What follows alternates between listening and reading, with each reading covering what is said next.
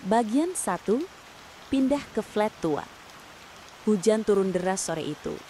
Rintik-rintik yang jatuh dari langit membasahi jalanan kota yang padat, menimbulkan aroma khas aspal basah bercampur tanah. Satria menatap keluar jendela mobil sewaan yang ia kendarai perlahan. Bagasinya penuh dengan koper dan kardus berisi barang-barang pribadi. Hari ini, ia resmi pindah ke sebuah flat tua di pinggiran kota. Flat itu bukanlah pilihannya. Ia sebenarnya sudah lama menabung untuk tinggal di apartemen yang lebih layak. Namun gajinya sebagai pegawai kontrak di perusahaan kecil tak sebanding dengan biaya hidup kota besar. Iklan yang ia lihat di internet tentang flat tua itu terasa seperti kesempatan emas.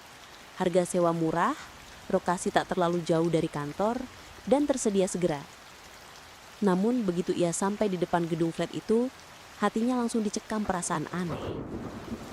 Bangunan itu menjulang sekitar 8 lantai, cat temboknya sudah pudar, banyak bagian dinding yang retak dan berjamur. Beberapa kaca jendela tampak buram, sebagian bahkan pecah dan ditutup dengan papan kayu seadanya. Papan nama yang dulu mungkin pernah megah, kini tinggal sisa besi berkarat. Satria menelan ludah. Kenapa rasanya seperti masuk ke dunia lain, pikirnya. Ia turun dari mobil, menutup pintu, lalu berjalan ke arah pintu masuk. Lantai marmer yang dulu mungkin mengkilap, kini kusam, penuh noda air dan lumut di sudut-sudutnya. Di depan pintu masuk, seorang pria tua duduk di kursi plastik, mengenakan jaket lusuh. Ia seperti satpam, meski tanpa seragam. Wajahnya keriput, matanya sayu. "Baru pindah, Nak?" tanya pria tua itu dengan suara serak. Satria mengangguk sopan. "Iya, Pak. Saya Satria. Saya sudah booking unit lantai 5, nomor 5B. Pria tua itu mengangguk pelan, lalu menatap Satria lama sekali, seolah ingin memastikan sesuatu. "Hati-hati di sini. Jangan terlalu sering keluar malam. Jangan suka iseng buka pintu tetangga yang sudah lama terkunci." Satria mengerutkan kening. "Maksud Bapak?" Pria tua itu hanya tersenyum tipis. "Ah, sudahlah. Kunci unitmu sudah disiapkan oleh pemilik. Lantai 5 agak sepi. Jadi jangan kaget kalau malam-malam terdengar macam-macam." Satria merasa dadanya sedikit sesak mendengar kalimat itu. Tapi ia tetap mengucapkan terima kasih, lalu masuk ke dalam. Lorong menuju lift terasa lembab. Lampu neon menggantung redup, berkedip-kedip. Dinding penuh coretan, beberapa pintu apartemen terbuka sedikit, menampakkan isi ruangan yang gelap. Bau apek bercampur bau masakan basi menusuk hidungnya. Lift tua berdiri di ujung lorong. Cat besi pintunya terkelupas, tombolnya aus. Saat Satria menekan tombol up, terdengar bunyi krek-krek yang menyeramkan. Lalu pintu terbuka lambat sekali. Di dalam, lift itu sempit dan berkarat. Cermin kecil di dinding belakangnya sudah buram, tapi cukup untuk memantulkan bayangan samar wajah Satria. Ia masuk, menekan angka 5. Lift bergerak naik dengan suara berdecit. Satria menatap angka-angka digital merah yang menyala di atas pintu. 2, 3, 4, 5. Ding! Pintu terbuka. Lorong lantai 5 jauh lebih sunyi. Lampu-lampu di sini lebih banyak yang mati, menyisakan cahaya redup kuning pucat. Cat dinding terkelupas, dan di beberapa tempat terlihat jamur hitam yang menebar bau anyir. Unit 5B ada di ujung lorong. Saat Satria berjalan melewatinya, ia merasa bulu kuduknya berdiri. Ada beberapa pintu apartemen yang terlihat seperti tak pernah dibuka bertahun-tahun. Pegangan berkarat, gembok besar, bahkan ada yang dipaku dengan papan. Sesampainya di depan pintu 5B, ia mengeluarkan kunci. Kunci itu berputar agak susah, seolah lama tak digunakan. Akhirnya pintu terbuka dengan bunyi krik. Ruangan di dalam flat itu gelap, hanya diterangi cahaya samar dari jendela. Debu menutupi hampir semua permukaan, bau lembab bercampur dengan udara pengap menyeruak. Satria meletakkan koper, menyalakan lampu. Bohlam kuning berpendar lemah. Ruangan itu terdiri dari satu kamar tidur kecil, ruang tamu sederhana, dapur sempit, dan kamar mandi yang pintunya mengelupas. Ia menarik napas panjang, lalu mulai membereskan barang-barangnya. Meski tak nyaman, ini tetap tempat tinggal barunya. Ia mencoba meyakinkan dirinya sendiri. Menjelang malam, hujan masih mengguyur deras. Angin masuk lewat celah jendela yang tak rapat, membuat tirai usang bergerak-gerak.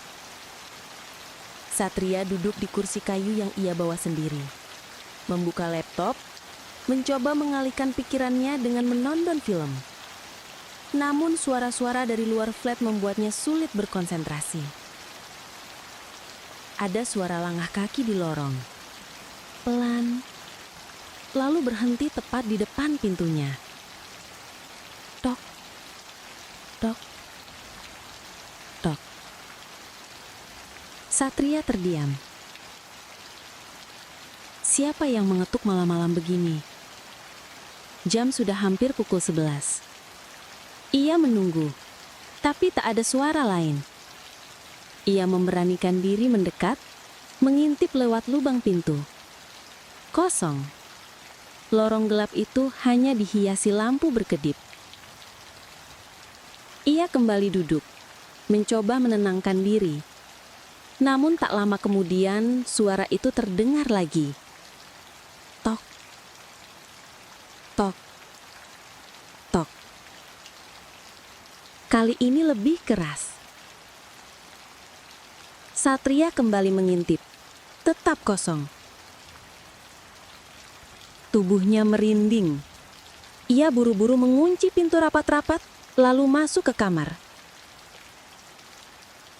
Ia memeluk bantal, memaksa matanya terpejam.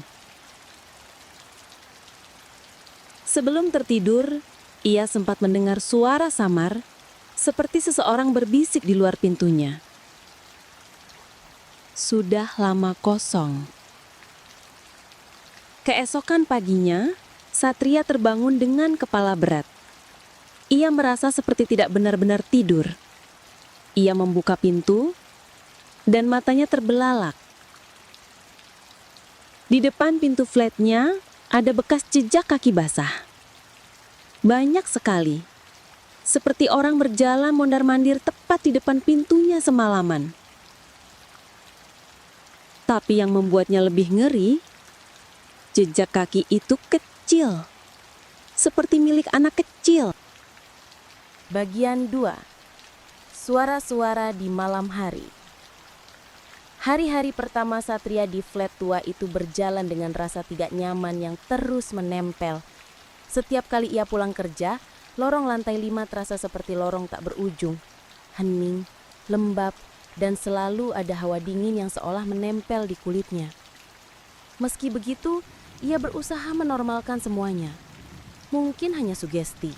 Bangunan tua memang biasanya punya aura seperti ini. Namun, gangguan mulai terasa semakin jelas pada malam-malam berikutnya. Malam kedua. Sekitar pukul 1 dini hari, Satria terbangun karena suara ketukan. Tok, tok, tok. Ia membuka mata, mendengarkan dengan cemas. Suara itu bukan dari pintunya kali ini, melainkan dari dalam kamar mandi. Pelan sekali, berulang-ulang. Tok, tok, tok. Ia menelan ludah, bangkit dari kasur. Siapa di sana? Tanyanya refleks. Tentu saja tak ada jawaban. Ia melangkah ke arah pintu kamar mandi. Jantungnya berdetak cepat. Dengan tangan gemetar, ia memutar gagang pintu. Pintu terbuka, kamar mandi gelap. Hanya lantai basah karena bocor kecil di sudut. Ia menghela napas, mencoba menenangkan diri. Namun, ketika hendak kembali ke kasur, ia melihat sesuatu di cermin retak kamar mandi itu. Bukan wajahnya, tapi bayangan samar anak kecil berdiri di sudut kamar menatapnya dengan mata kosong. Satria menoleh cepat ke belakang. Kosong. Ketika kembali menatap cermin, bayangan itu sudah hilang. Malam ketiga, Satria mencoba mengabaikan semua kejadian. Ia mengunci pintu kamar, memasang earphone dan mendengarkan musik keras-keras sebelum tidur. Namun, sekitar pukul 3, listrik padam. Flat itu langsung tenggelam dalam kegelapan total. Earphone Satria ikut mati. Dalam gelap pekat itu, ia mendengar suara. Suara lirih, serak, seperti seseorang sedang menangis. "Bunda, di mana Bunda?" Satria membeku. Suara itu jelas terdengar dari lorong. Ia meraih senter di samping tempat tidur, menyalakannya. Dengan langkah gemetar, ia membuka pintu kamar, mengintip ke ruang tamu. Lorong di luar flatnya terlihat samar dari celah pintu utama. Tangisan itu masih terdengar, lebih jelas. Suara seorang anak kecil meraung pelan, kadang diselingi isak tertahan. Satria menggertakkan giginya. "Jangan buka pintu, Sat. Jangan buka pintu." Namun tangisan itu berubah jadi ketukan di pintunya. Pelan. Tok, tok, tok. "Pak, bukakan pintu." Suara kecil itu terdengar di balik pintu. Satria menutup mulut dengan tangannya, menahan teriakan. Tubuhnya gemetar, keringat dingin membasahi punggungnya. Ia menunggu, berharap suara itu pergi. Tapi semakin lama, suara ketukan itu semakin keras. Tangisan berubah jadi teriakan. "Bukakan pintu! Bukakan pintu! Buka!" Satria hampir menjerit. Ia memeluk dirinya sendiri di lantai, menyalakan doa lirih yang ia hafal. Sampai akhirnya, tiba-tiba semua suara hilang. Hening. Ketika pagi datang, pintunya basah, seperti seseorang menuangkan air dari luar. Bertemu tetangga. Hari itu, saat berangkat kerja, Satria memberanikan diri bertanya pada seorang ibu-ibu yang tinggal di lantai 4. "Bu, maaf, saya tinggal di lantai 5, unit 5B. Tadi malam, ada suara anak kecil menangis. Ibu dengar juga?" Ibu itu terdiam lama. Wajahnya berubah tegang. "Anak kecil menangis? Nak, di lantai 5 tidak ada anak kecil. Semua unit sudah kosong sejak lama." Satria merinding. "Tapi jelas sekali saya dengar, Bu. Bahkan sampai mengetuk pintu saya." Ibu itu menunduk, berbisik lirih. "Nak, jangan bicara sembarangan. Banyak cerita lama di flat ini. Dulu pernah ada keluarga kecil tinggal di lantai 5. Anak mereka meninggal tragis di kamar mandi. Sejak itu, keluarganya pergi dan unit-unit lain ikut ditinggalkan. Orang bilang arwahnya masih mencari ibunya." Satria terpaku, tubuhnya kaku. Ibu itu menepuk bahunya pelan. "Kalau kau dengar lagi, jangan disahuti. Jangan dibukakan pintu. Dia akan marah." Malam keempat. Satria mencoba tidur lebih cepat. Ia menutup pintu rapat, menyalakan semua lampu, dan menaruh buku doa di meja. Namun sekitar pukul 2, ia terbangun lagi. Bukan karena suara ketukan kali ini, tapi karena ia merasa tidak sendirian di kamar. Ia membuka mata perlahan. Di ujung kasur, samar-samar terlihat sosok kecil duduk membelakanginya. Rambut panjang, baju putih lusuh, kaki telanjang. Satria menahan nafas, tubuhnya kaku. Sosok itu tidak bergerak, hanya duduk diam. Lalu perlahan, kepalanya berputar, bukan menoleh, tapi berputar 180 derajat memperlihatkan wajah pucak dengan mata hitam pekat menatap lurus ke arahnya. Satria menjerit. Sekejap lampu kamar padam. Keesokan paginya, Satria bangun dengan tubuh lemas. Lampu kembali menyala, tapi semua barang di flat berantakan seolah ada seseorang yang mengamuk semalaman. Dan di kaca jendela yang berembun, ada tulisan dengan jari kecil. Jangan tinggalkan aku sendirian. Bagian 3. Lorong yang tak pernah berakhir. Hari-hari berikutnya, Satria mulai tampak murung di kantor. Lingkar hitam di bawah matanya semakin jelas. Tubuhnya lemah seperti orang yang tak pernah tidur nyenyak. Rekan kerjanya, Dani, sempat bertanya, "Sat, lo kenapa? Sakit?" Satria hanya tersenyum hambar. "Enggak, cuma kurang tidur." Ia tak berani bercerita. Siapa yang mau percaya bahwa flat tempatnya tinggal dihantui arwah anak kecil? Malam kelima, Satria berusaha keras untuk mengabaikan semua gangguan. Ia menyalakan televisi keras-keras, memasang earphone, bahkan menyumbat telinganya dengan kapas. Tapi gangguan justru semakin parah. Sekitar tengah malam, ia mendengar suara langkah kaki dari lorong. Awalnya pelan, lalu makin jelas. Seperti ada yang berlari kecil ke sana kemari. Tap, tap, tap. Lalu terdengar suara tawa kecil. Tawa anak-anak melengking, penuh gema. Satria menutup telinga. Tapi entah bagaimana, suara itu tetap terdengar. Lebih dekat, lebih jelas. Sampai akhirnya, tok, tok, tok, ketukan lagi.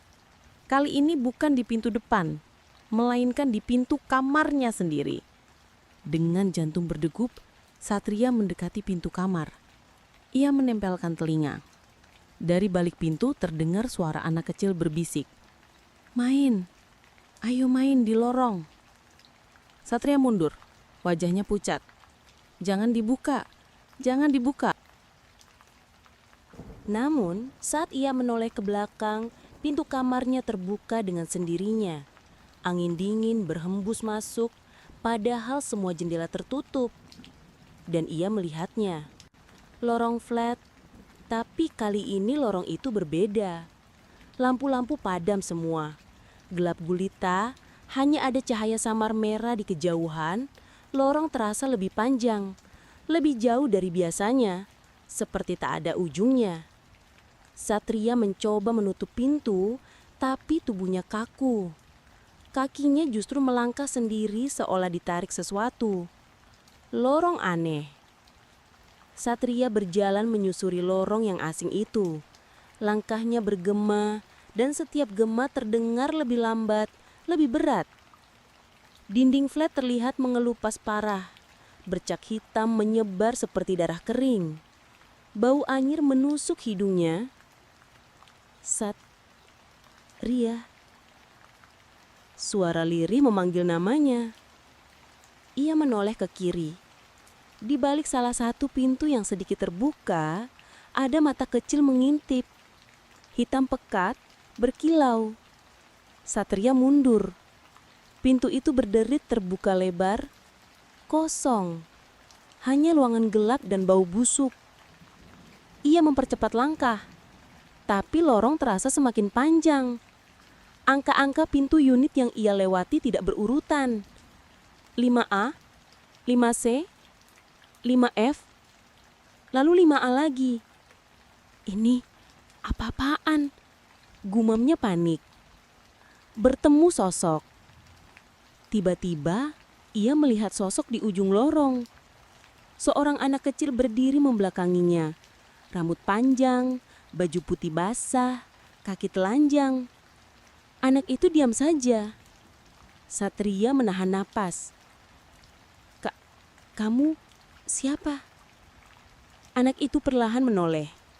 Wajahnya pucat, matanya hitam, mulutnya sobek sampai ke pipi. Ia tersenyum lebar. "Temani aku main." Lalu anak itu berlari ke arah Satria dengan kecepatan luar biasa. Suaranya melengking, mengisi seluruh lorong. Satria menjerit, menutup mata. Kembali, ketika ia membuka mata lagi, ia sudah berada di kamarnya. Pintu tertutup rapat. Lampu menyala. Nafasnya memburu. Tubuhnya gemetar. Ia memegang dadanya, mencoba menenangkan diri. Mimpi, pasti mimpi. Namun ketika ia melihat lantai kamarnya, ada bekas lumpur basah, jejak kaki kecil yang memanjang dari pintu menuju kasurnya. Dan di atas kasurnya, ada boneka rusak, mata sebelah hilang, bajunya sobek.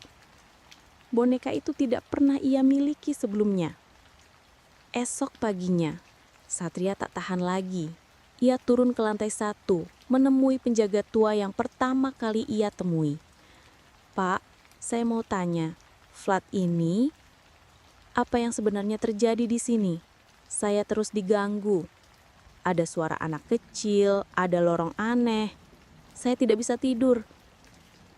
Penjaga tua itu menatapnya lama. Wajahnya penuh iba. "Aku sudah bilang sejak awal, lantai 5 itu bukan tempat yang baik. Dulu ada kebakaran kecil di unit 5B. Seorang ibu terkunci di dalam bersama anaknya. Ibunya selamat, tapi anaknya terjebak di kamar mandi. Api padam sebelum merambat, tapi anak itu sudah tak bernyawa. Sejak itu, flat ini makin lama makin ditinggalkan." Satria terdiam, bulu kuduknya berdiri. "Anak itu yang ganggu saya." Penjaga itu menghela nafas. Dia tidak suka sendirian. Dia mencari teman. Siapapun yang tinggal di lantai 5, pasti dia dekati. Satria hampir menangis. Lalu, apa yang harus saya lakukan? Pria tua itu menatapnya dalam. "Jangan pernah ikuti dia. Jangan pernah masuk ke lorong kalau pintu terbuka. Karena sekali kau tersesat, kau mungkin tak akan kembali." Malam itu, Satria kembali ke flat dengan perasaan ketakutan. Ia menutup semua pintu rapat-rapat, menyalakan semua lampu. Namun, saat ia mencoba tidur, pintu kamar mandi berderit terbuka. Dan suara itu terdengar lagi, lebih jelas dari sebelumnya. "Main di lorong bersamaku." Bagian 4, penghuni yang tak terlihat. Malam itu, Satria mencoba bertahan dengan rasa takut yang menjeratnya. Ia tahu, semakin ia panik, semakin kuat gangguan itu terasa. Namun, suara lirih anak kecil itu seperti menusuk langsung ke telinganya. Meski ia sudah menutupnya dengan bantal. "Main, ayo main, di lorong." Pintu kamar mandi terbuka sedikit demi sedikit, seolah didorong oleh tangan tak terlihat. Satria menahan napas, memandangi celah gelap di balik pintu. "Tidak, jangan masuk," bisiknya sendiri, seperti memohon agar sesuatu tidak keluar dari sana. Namun perlahan, ia melihat sesuatu. Bayangan kecil berjongkok di sudut kamar mandi. Wajahnya tidak jelas, tapi matanya, 2 lingkaran hitam menyala samar dalam kegelapan. Perbincangan dengan boneka. Esok harinya, Satria mendapati boneka rusak itu masih tergeletak di atas kasurnya. Hatinya berdebar. Dengan ragu, ia membuang boneka itu ke tong sampah besar di depan flat. Namun malamnya, saat ia membuka pintu kamar, boneka itu sudah kembali, tergeletak manis di atas bantalnya. "Tidak mungkin," gumamnya gemetar. Ia mencoba mengabaikan, tapi saat ia hendak memejamkan mata, terdengar suara lirih di telinganya.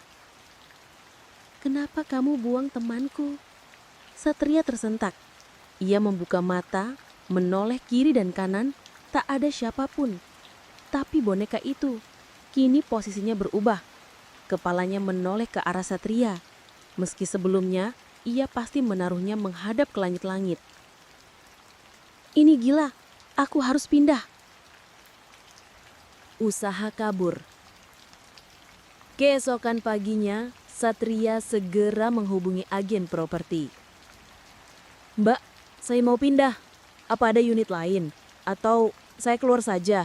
Gak apa-apa saya rugi." Namun jawaban si agen membuatnya semakin resah. "Maaf mas, sesuai kontrak minimal 6 bulan tinggal dulu.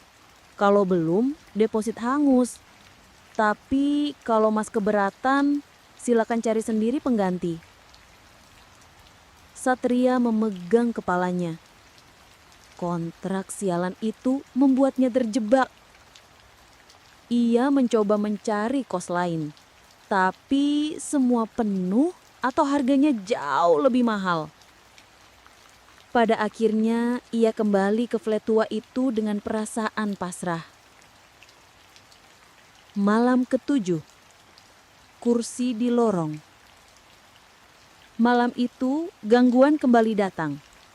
Sekitar pukul 2 dini hari, terdengar suara kursi diseret di lorong.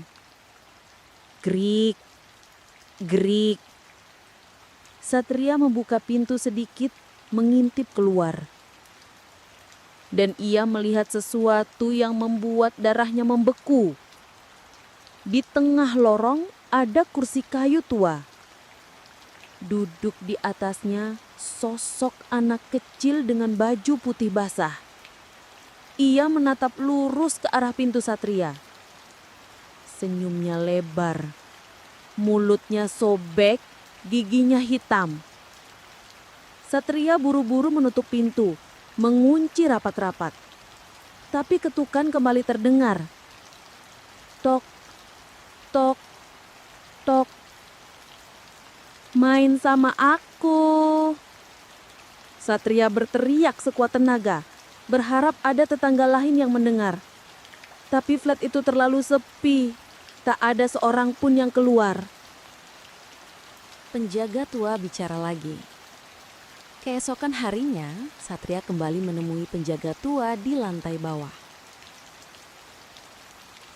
"Pak, saya nggak kuat.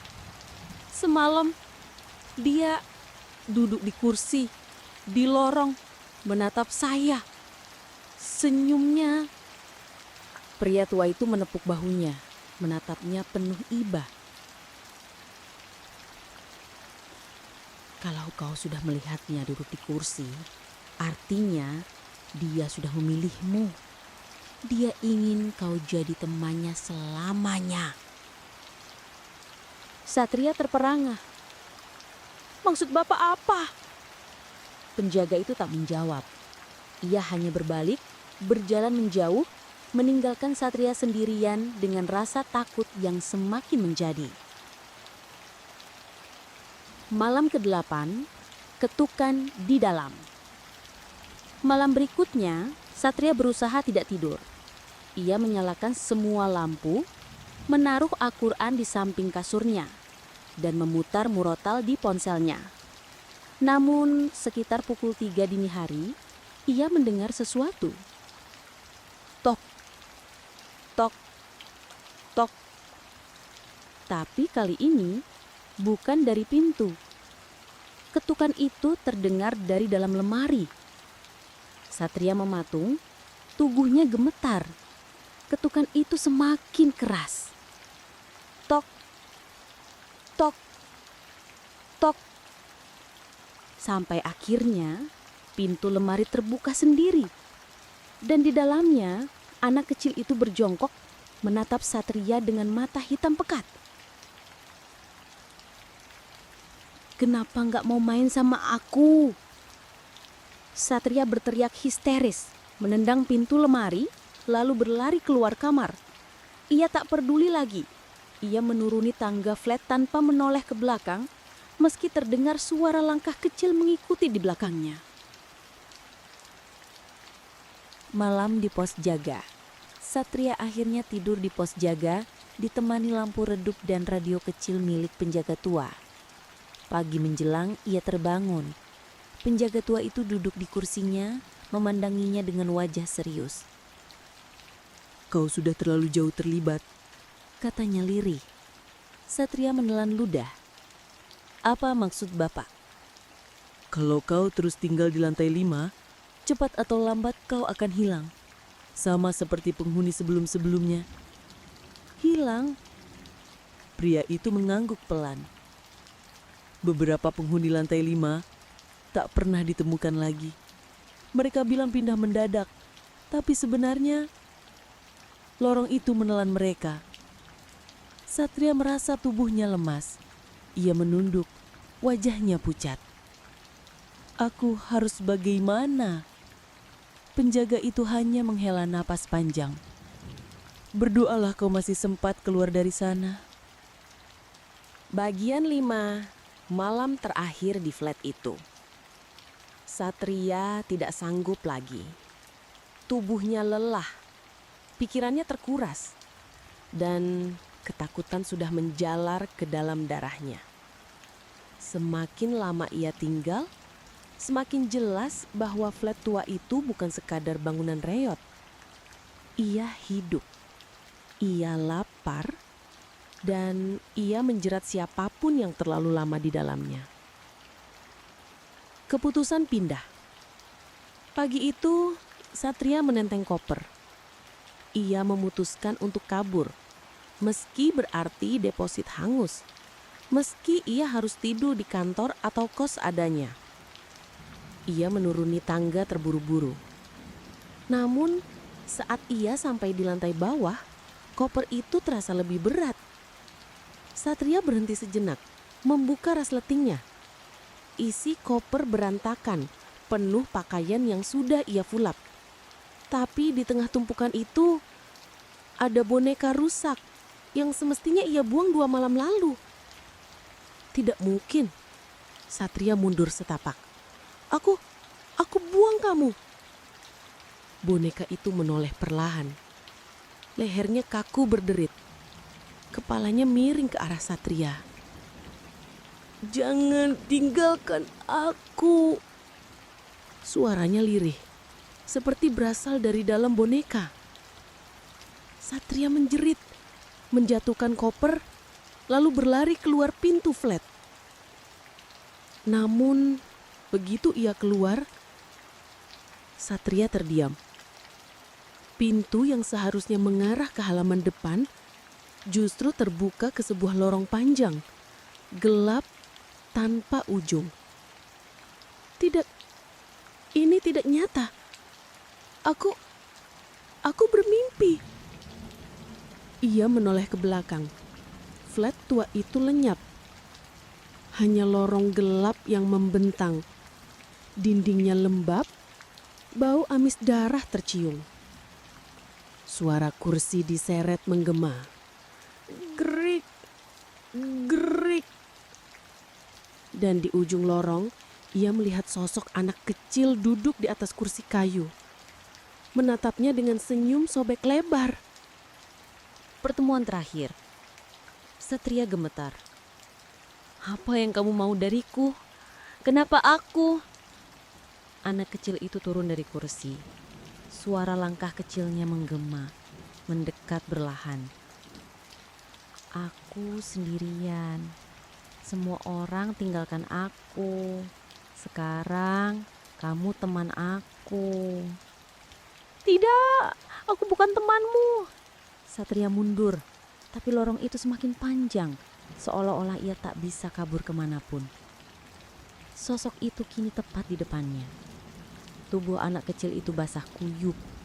Air menetes ke lantai, menimbulkan noda hitam yang menjalar.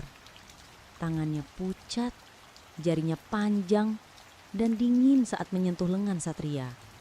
Selamanya kamu di sini.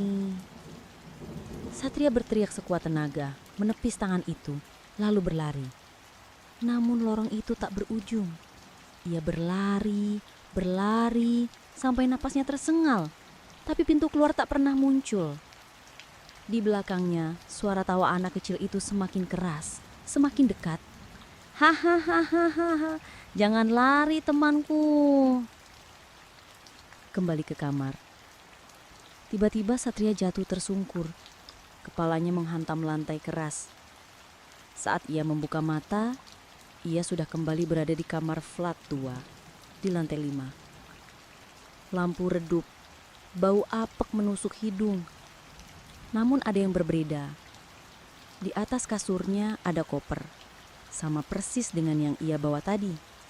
Dan dari dalam koper, tangan pucat kecil keluar perlahan mencakar udara. Catatan di dinding. Beberapa hari kemudian, penjaga tua itu menerima laporan dari agen properti. "Pak, penghuni kamar 512 nggak bisa dihubungi. Katanya mau pindah, tapi barang-barangnya masih ada. Bisa dicek." Penjaga itu hanya menunduk. Ia tahu apa yang terjadi. Tapi tetap, ia naik ke lantai 5, membuka kamar itu. Kamar kosong. Kasur masih tergeletak. Koper ada di pojok ruangan, terbuka dan kosong. Namun, di dinding dengan cat merah tua yang sudah mengering, ada tulisan besar.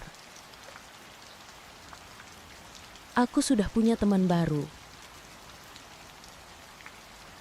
Penjaga tua itu memejamkan mata, berdoa lirih, lalu menutup pintu kamar 512 rapat-rapat. Seakan tidak ada yang pernah tinggal di sana. Flat tua itu tetap berdiri, tetap menyimpan rahasia, dan kursi kayu di lorong masih menunggu. Tamat.